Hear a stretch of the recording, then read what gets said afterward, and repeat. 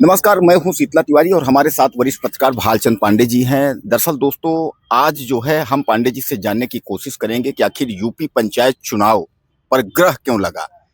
यानी कि उत्तर प्रदेश का पंचायत चुनाव जो है अब कुछ आस जो है दिख रहा है। लोग यह कह रहे हैं कि उत्तर प्रदेश पंचायत चुनाव जो है वह जुलाई में होगा, कोई कहता है जून में होगा, कोई कहता है अगस्त में होगा, कोई कहता है नहीं होगा, विधानसभा चुनाव के बाद में होगा।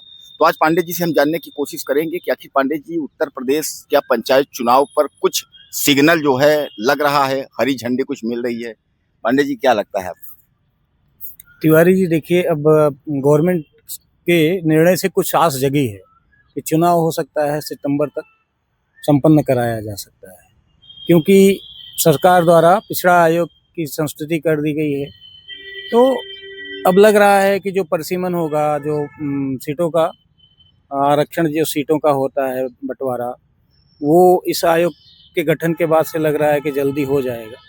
और चुनाव जो है वो संभवतः गवर्नमेंट, बरसात अगर आड़े नहीं आई तो सितंबर अक्टूबर तक गवर्नमेंट करा ले जाएगी। और चूंकि गवर्नमेंट के ऊपर दबाव भी है, कोर्ट का भी दबाव है, और ऐसे भी थोड़ा जनता का भी दबाव पड़ रहा है। प्रधानों का या जिला पंचायत सदस्यों का कार्यकाल सबका खत्म हो रहा है। अभी तक उनका जो चूंकि खाते सीज हो चुके हैं, तो लोगों में भी कहीं ना कहीं जो चयनित प्रधान है उनके ऊपर भी दबाव बढ़ रहा है। लोगों की अपेक्षाएं बढ़ रही हैं, फंड आ नहीं रहा है। ये गवर्नमेंट को कहीं ना कहीं टारगेट कर रहा है। तो गवर्नमेंट भी चाहती है कि नहीं, जल्दी से जल्दी चुनाव कराया जाए। उसी के संदर्भ में जो पिछड़ा आयोग का जो गठन का, या पिछड़ा आयोग की गठन की संस्तुति सरकार द्वारा की गई है, उसी का एक कदम हो सकता है।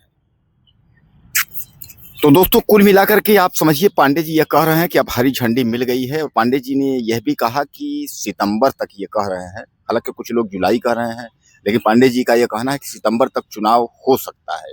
तो पांडे जी, आखिर जैसे बरसात का समय है, और बरसात के समय में क्या सरकार ऐसा नहीं हिला हवाली करेगी कि अरे बरसात है, बरसात निकल जाए तो उसके बाद ठंड का मौसम आएगा, अक्टूबर नवंबर दिसंबर में, तब करेंगे। लेकिन उसी समय माघ मेला भी है, और माघ मेला तो आजकल चूंकि प्रयागराज का माघ मेला मनाया जाता है, जैसे कि एक तरीके से मिनी महाकुंभ के जैसे मनाया जाता है। अब अगर इन सबको अगर देखा जाए तो उसके बाद फिर 2027 का बिगुल बज जाएगा। तो क्या लगता है कि कहीं ऐसा तो नहीं है कि सरकार जो है वो हीला हवाली करके और यह आरक्षण का बहाना करके, यह सब करके उसके बाद चुनाव टालना चाहती हो कि भाई फिर समय नहीं रहेगा, कह देंगे कि भाई अब समय नहीं है। क्या लगता है आपको? नहीं देखिए, गवर्नमेंट अब हिला हवाली करने के मूड में नहीं है, और चूंकि गवर्नमेंट के ऊपर दबाव भी है चुनाव कराने का। हिला हवाली करना भी चाहे तो शायद ना कर पाएगी, क्योंकि 27 का असेंबली चुनाव भी है।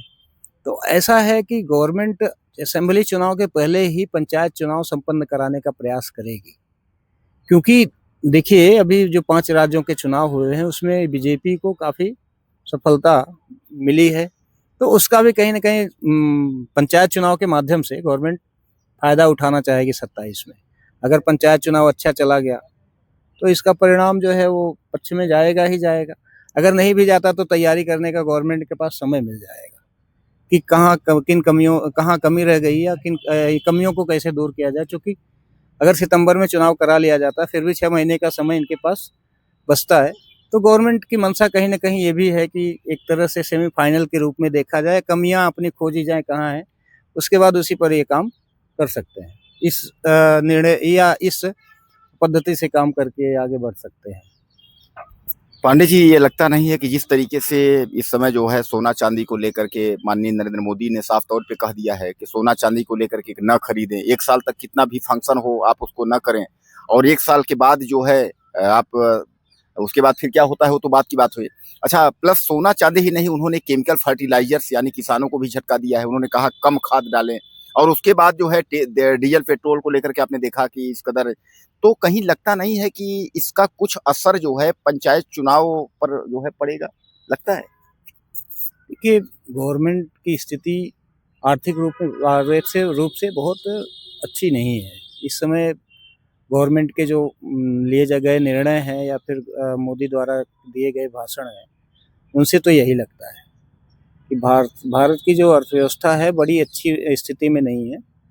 और सोना न खरीदने का निर्णय, पेट्रोल डीजल कम खर्च करने का निर्णय, और जो अभी आपने कहा फर्टिलाइज़र या यूरिया वगैरह कम यूज़ करने का, तो गवर्नमेंट कहीं न कहीं देखिए ऐसा तो है नहीं कि ये पहली बार है कि इतना यूज़ हो रहा है। यही मोदी हैं कभी जो है सोना या फिर सोना को जो है महिलाओं के सुहाग से जोड़ के प्रचारित करते हैं। आज कह रहे हैं कम खरीदिए। तो अपनी कमियों को उजागर करने के लिए पब्लिक पर एक तरह से भार डालना चाहते हैं कि आप कम खरीदेंगे तो उससे गवर्नमेंट के ऊपर इम्पोर्ट कम करना पड़ेगा और बाहर विदेशी मुद्रा कम खर्च करना पड़ेगा, भारत का थोड़ा बचत होगा। तो ये कहीं न कहीं गवर्नमेंट या प्रधानमंत्री जो है अपना पल्ला झाड़ना चाहते हैं, अपनी ज़िम्मेदारियों से भाग रहे हैं। क्योंकि इस समय जो स्थिति है, वैश्विक परिदृश्य जो बन रही है, उसमें भारत की जो स्थिति बन रही है बहुत अच्छी नहीं है। वो चाहे गल्फ कंट्रीज़ को देखिए वहाँ पर युद्ध चल रहा है। रसिया से भी अब चूँकि जो समय सीमा थी अमेरिका द्वारा दी गई थी, ख़त्म हो गया है।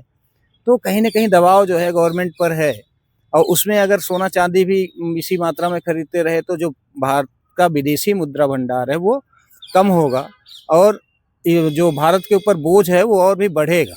ये इसी का परिणाम है कि मोदी जी कह रहे हैं कि आप कम सोना खरीदिए, कम पेट्रोल डीज़ल यूज़ कीजिए।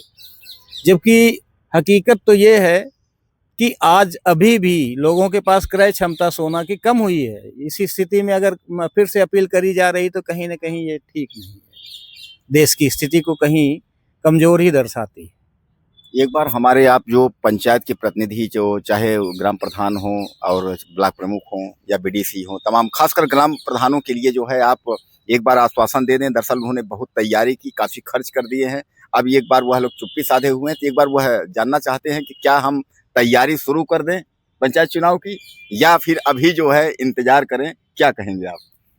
नहीं अब उतने जितने भी पंचायत में भाग लेने वाले कर्मी हैं या जो भी पदाधिकारी हैं, वो ताल ठोकने के लिए तैयार हो जाएँ। आने वाला जो समय है मान के लिए 1 से 2 महीने के अंदर लगभग स्थिति फाइनल हो जाएगी और चुनाव जुलाई नहीं तो सितंबर तक गवर्नमेंट कराएगी या फिर हो सकता है कराने के पक्ष में है। तो कुल मिलाकर के दोस्तों आपको क्या लगता है? पांडे जी ने यह बता दिया है कि जुलाई से लेकर के सितंबर के बीच जो है यूपी का पंचायत चुनाव 2026 होना तय है। जैसा कि आप जानते हैं 26 मई जो है पंचायत चुनाव का जो कार्यकाल है वो खत्म हो जाएगा और 26 मई के बाद जो है नया सरकार का गठन होना चाहिए, पंचायत सरकार का। तो पांडे जी ने कह दिया है कि अब जो है जुलाई से और सितंबर तक जो है आप इंतजार करिए। इस पर आपको क्या लगता है कि चुनाव इन्हीं 2-3 महीनों के बीच में होगा या आपके दिमाग में कुछ और चल रहा है कि विधानसभा चुनाव के बाद होगा? अपनी राय मुझे आप ज़्यादा से ज़्यादा मैसेज करिएगा। अगले वीडियो में फिर मिलते हैं।